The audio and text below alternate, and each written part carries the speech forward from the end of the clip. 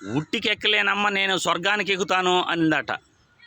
సొంత ఊరికే చంద్రబాబు నాయుడు ఏమీ చేసుకోలేదు, సొంత నియోజకవర్గానికి కూడా ఏమీ చేయలేదు. చంద్రబాబు ఎక్కడైతే పుట్టాడో, చంద్రబాబు ఏ చంద్రగిరి నియోజకవర్గంలో ఏ చంద్రగిరిలో అయితే చదివాడో అక్కడ ఉన్న స్కూళ్ళను, అక్కడ ఉన్న ఆ ఆసుపత్రులను బాగు చేయనటువంటి వ్యక్తి రాష్ట్రానికి ఏం చేయగలడు అని ఈ వీడియో ద్వారా నేను ప్రజలందరికీ కూడా తెలియజేస్తున్నాను. 35 సంవత్సరాలు కుప్పానికి ఎమ్మెల్యేగా ప్రాతినిధ్యం వహించాడు. కనీసం కుప్పానికి నీళ్లు కూడా ఇవ్వలేదు, కుప్పాన్ని మున్సిపాలిటీ చేయలేదు, కుప్పంలో రైల్వే అండర్ బ్రిడ్జిలు వేయలేదు, కుప్పంలో రోడ్లు కూడా వేయలేదు.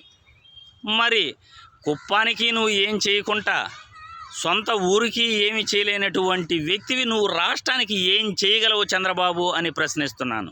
ఈరోజు రాష్ట్రంలో సంక్షేమ పథకాలను ఇస్తున్నది జగనన్న, ఆరోగ్యశ్రీని 25 లక్షలకు పెంచింది జగనన్న, సచివాలయాలు తీసుకొచ్చింది, వాలంటీర్ వ్యవస్థ తీసుకొచ్చింది జగనన్న. ఈరోజు గ్రామాలలో రైతు భరోసా కేంద్రాలు, విలేజ్ హెల్త్ సెంటర్లు, పట్టణాలలో ప్రాథమిక ఆరోగ్య కేంద్రాలు తీసుకొచ్చింది జగనన్న. 1,34,000 ఉద్యోగాలు సచివాలయాలలో ఇచ్చాడు. ప్రభుత్వ మెడికల్ కాలేజీలు తీసుకొచ్చి ప్రాథమిక ఆరోగ్య కేంద్రాలు, ప్రభుత్వ ఆసుపత్రులు, గ్రామాలలో విలేజ్ హెల్త్ సెంటర్లలో 54,000 ఉద్యోగాలు ఇచ్చాడు. గ్రూప్ 1, గ్రూప్ 2 నోటిఫికేషన్ పడింది.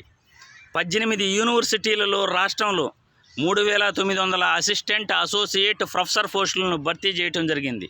పశు సంవర్ధక శాఖ డిపార్ట్మెంట్లో 3,900 పోస్టులకు నోటిఫికేషన్ ఇవ్వటం జరిగింది.